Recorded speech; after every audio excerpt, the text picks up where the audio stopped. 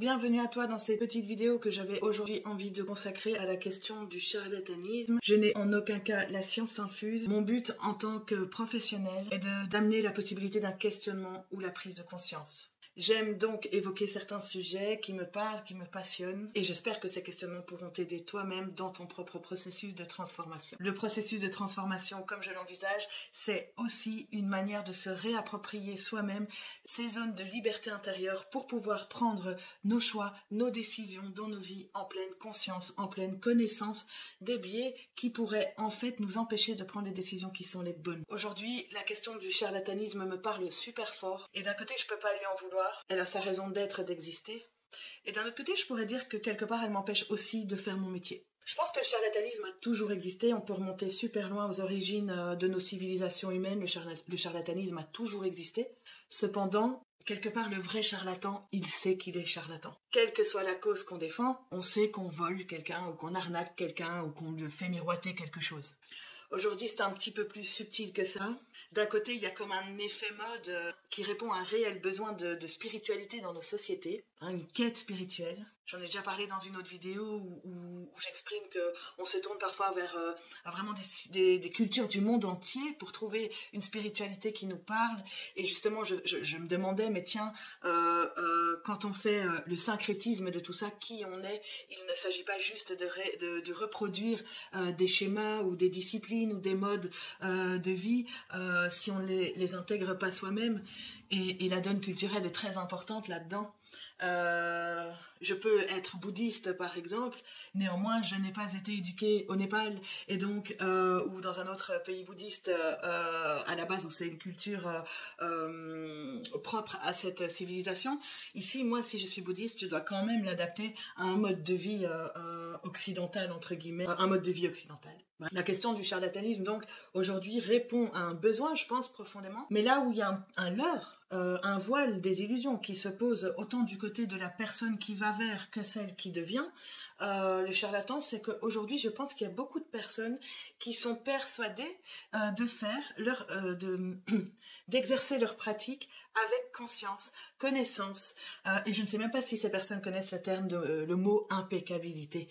En fait, ça rejoint une pratique qui doit se correspondre avec une évolution au niveau de la pensée, au niveau de l'éthique, de la morale que l'on pose sur nos actions, sur notre pratique, mais aussi sur l'inspiration de codes de déontologie qui nous permettent d'encadrer notre pratique, même si on n'a pas de code de déontologie propre dans les métiers liés au développement personnel. Et ça, je trouve que c'est dommage, parce que c'est quand même une porte ouverte à beaucoup de dérives. De l'autre côté, c'est aussi un principe d'impeccabilité, parce que quand on travaille dans des sphères un peu plus spirituelles, énergétiques, etc., on touche à des sphères dites du non-visible, de ce qu'on ne voit pas, et dans ce cadre-là, j'aime beaucoup quand on parle d'impeccabilité. Aujourd'hui, il y a beaucoup de personnes qui, par exemple, c'est quelque chose que j'ai vraiment questionné dès le départ en ayant suivi moi-même certaines de ces formations, c'est le fait par exemple, il y a cette formation en énergétique que tu vas sûrement reconnaître si tu l'as déjà croisée, mais je n'ai pas envie de la nommer spécialement parce qu'il n'y a pas qu'elle. C'est ce type de formation où on te dit qu'en un week-end, tu peux recevoir les enseignements nécessaires et les ouvertures de canaux que tu ne verras pas d'ailleurs, ça se passe de manière un petit peu initiatique. En tout cas, en un week-end, 2 jours de pratique, plus 21 jours d'intégration chez toi et de pratique sur toi-même, tu peux ensuite effectuer des soins sur les autres. En soi, magique, génial, super. Vraiment. Maintenant, quand on a des personnes qui arrivent chez nous parce qu'ils ont un problème et qu'ils ont besoin d'un soin, il s'agit d'être formé à ce qu'on appelle par exemple l'écoute active. Il s'agit d'être formé sur la question des transferts, sur la question des projections. Il y a tellement de biais qui peuvent s'installer entre l'accompagnateur et l'accompagné qu'il s'agit de faire très très attention. D'autant plus quand on touche à des sphères qui parlent de guérison de blessures émotionnelles, blessures de l'âme, blessures antérieures, vie antérieure, mémoire akashique, etc. On entend vraiment beaucoup de gens à qui finalement on va donner un pouvoir. Ces gens qui font ces soins et qui ont accès à des informations de nous rentrent dans notre intimité la plus profonde. Ces gens ont un pouvoir sur nous. quelque part. Ce sont des figures d'autorité. S'ils ne travaillent pas les questions qui sont liées à la pratique d'un métier lié à l'aide et à l'accompagnement des personnes, c'est la porte ouverte à l'intrusion.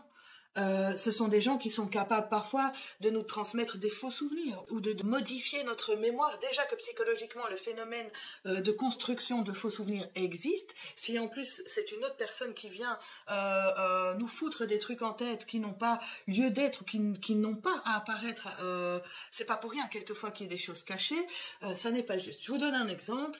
Un jour je vais avec une amie, on va dans un espace qui vend des lithothérapies, des pierres, des oracles, etc. Un magasin dit un petit peu ésotérique.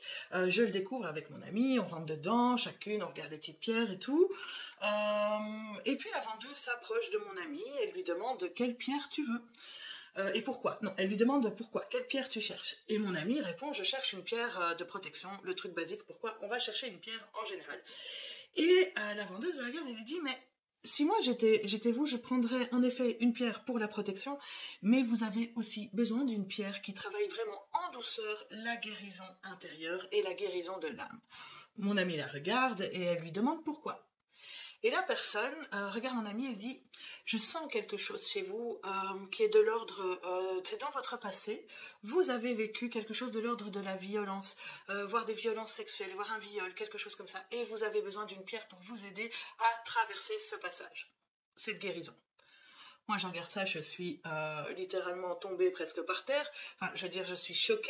De quel droit cette personne arrive comme ça pour dire il t'est arrivé ça, ça, ça. Est-ce que la personne en a conscience ou pas? Mais vous vous rendez compte de ce qu'on est en train de faire? De deux, moi ça je ne connaissais pas sur mon ami, mais on en aura parlé après. Mais je veux dire, est-ce que tu as vraiment vécu ça ou pas?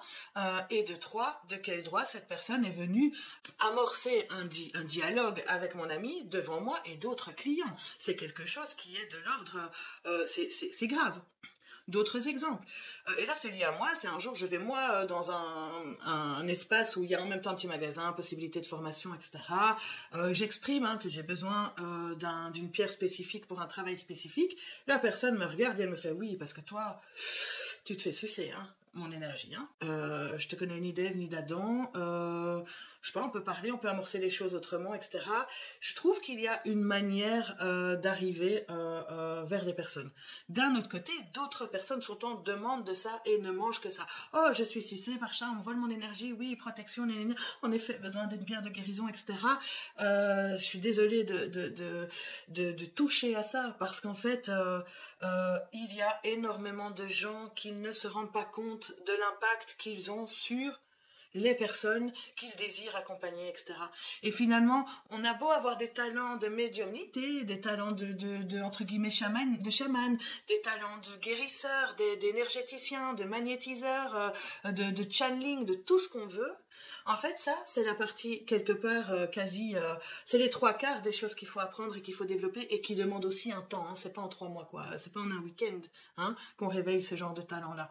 Toute personne qui travaille de manière saine ce genre d'éveil de talent ou de dons intérieurs, c'est très bien que ça prend du temps. Et en général, les personnes qui sont les plus légitimes à exercer sont celles qui mettent le plus de temps à se montrer ou à dire qu'ils existent, tant ils connaissent les dangers de leur pratique ou les effets pervers ou les revers, etc. Donc, ici, plus loin que l'aspect individuel, combien de stages, de retraites, de week-ends spirituels, quelque chose sont organisés, etc. Et en fait, la personne qui est là ne sait pas gérer la dynamique de groupe, ne sait pas gérer les dépôts affectifs, émotionnels qui sont déversés durant ces séances, ne voit pas à quel point, en fait, elles sont... Il y a une forme de narcissisme, je pense, parfois dans l'exercice de ces métiers-là, parce qu'en fait, on recherche peut-être une forme de reconnaissance de soi, de ce qu'on est capable de faire, et on va le rechercher dans son auditoire extérieur. Et évidemment qu'il y a des gens qui mordent à l'hameçon de ça. Mais quand on observe la plupart des gourous, voire des gourous qui ont amené des êtres humains à s'auto-détruire, pour pouvoir répondre à une cause de fin du monde ou Dieu sait quoi, ces gens sont des charlatans. Et donc, je ne dis pas qu'il y a que des charlatans, bien attention. Et il y a des gens qui ont un charisme, qui se montrent sur les réseaux, etc. et qui ont du talent.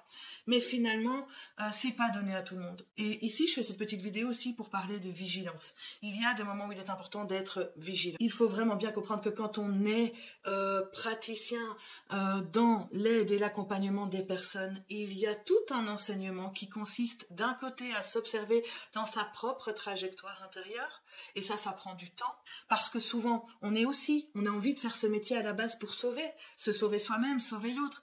Mais quand on rentre dans le syndrome du sauveur, on rentre dans Cartman. Si on est sauveur à un moment donné, c'est qu'on est victime, c'est qu'on est persécuteur. Et je veux dire, il y a tellement d'autres schémas à prendre conscience et à connaître sur soi qu'on ne devient pas praticien de l'aide et de l'accompagnement d'autrui comme ça. C'est quelque chose qui prend du temps. Moi, je ne suis pas devenue coach du jour au lendemain. Ça fait 15 ans de pratique dans la relation d'aide et d'accompagnement dans le cadre du travail social, dans l'accompagnement individuel et collectif des personnes. C'est après cette pratique-là, et je ne dis pas qu'il faut nécessairement passer par là, mais en tout cas, il y a eu des études pour ça.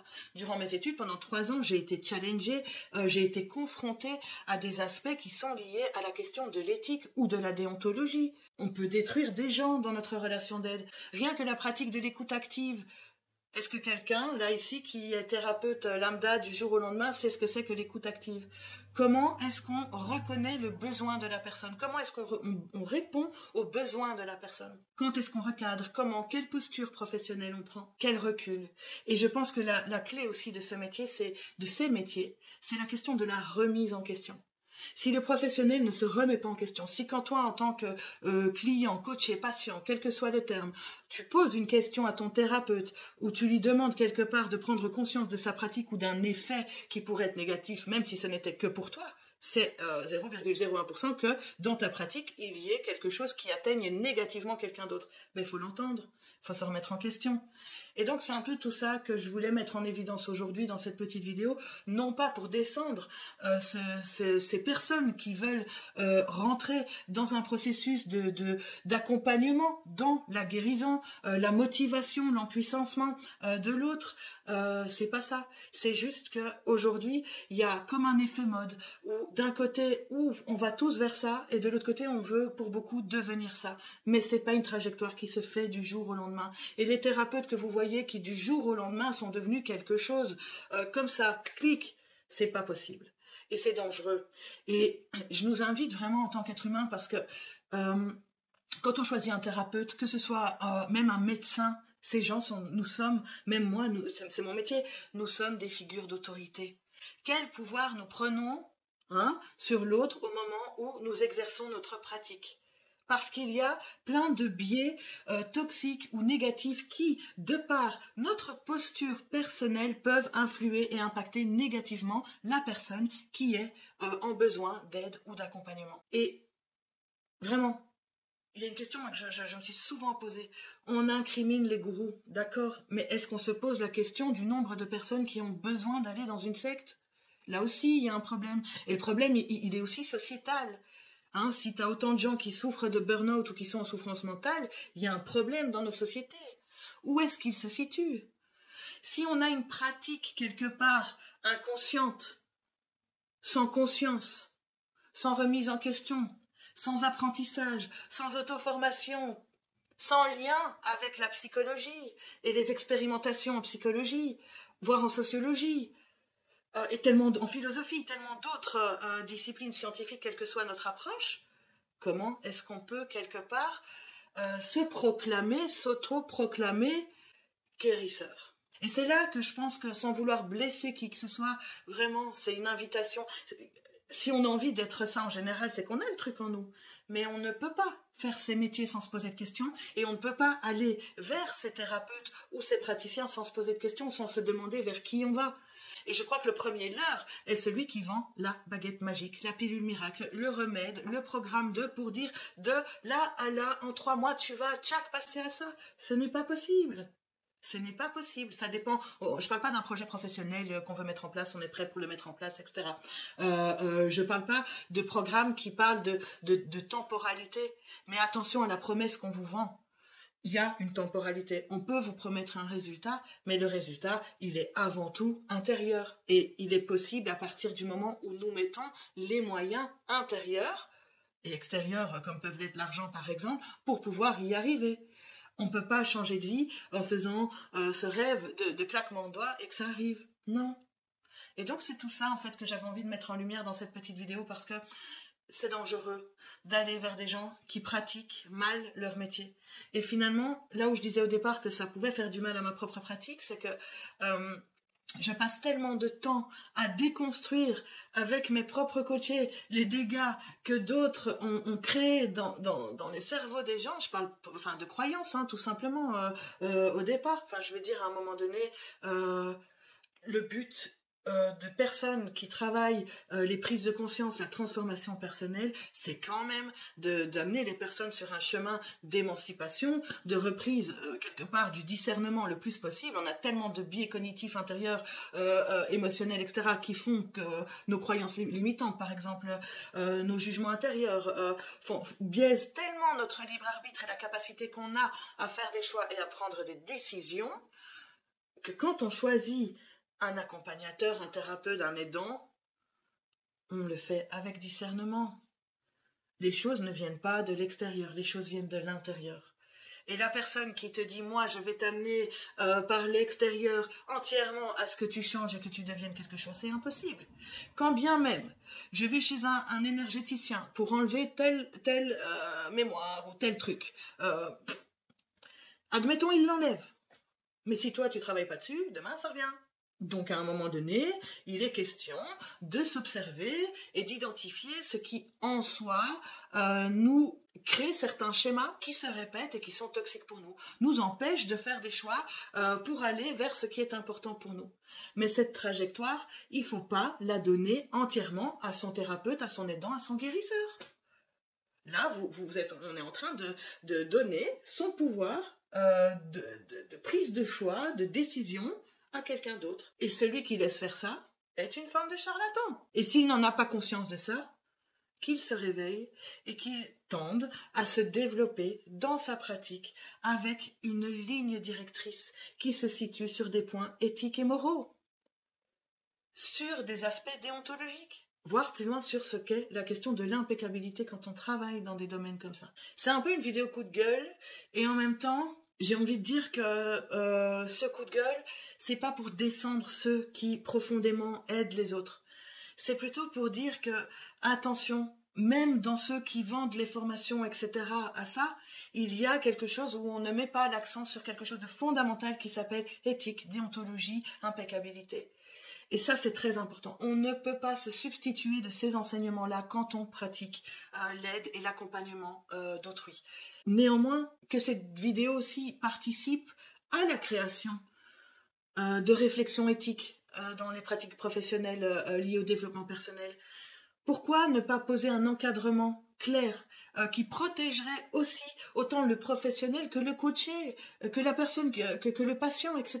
Comme on peut le trouver avec l'ordre des psychologues, des assistants sociaux, voire des médecins. Ça réduit quand même le champ de possibilités de pratiques charlatanes. Je suis désolée si tu es un excellent praticien ou praticienne et que tu pratiques avec impeccabilité, avec éthique, avec déontologie. Vraiment, merci de le faire. Cette vidéo s'adressait pas à toi, mais par contre là où elle pourrait s'adresser à toi, c'est partage ce message. Partage ce message et faisons de la pratique équilibrée, saine, professionnelle, hein, équilibrée, saine et impeccable, un étendard, une quête, c'est important. Il y a beaucoup de gens aujourd'hui en souffrance.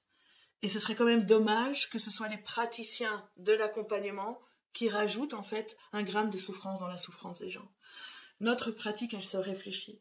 Et toi, en tant que coaché, quelque part, tu es aussi un client. Tu as le droit de savoir quel produit tu achètes. Le coach, le thérapeute aujourd'hui, qui surtout celui qui se met en image, etc., dont moi maintenant, je suis mon propre produit. Et donc, si mon propre produit est nauséabond et qu'il y a quelque chose en toi qui te dit barre-toi, barre-toi, barre-toi, barre-toi, barre-toi, et passe le message. Moi, je me rends compte après cette vidéo que c'était quand même vraiment une vidéo coup de gueule. Et je crois que j'en avais besoin. Merci de m'avoir écouté jusqu'au bout. Retrouve-moi sur Facebook, sur Insta, maintenant sur YouTube. Et je te dis à très bientôt dans une prochaine vidéo.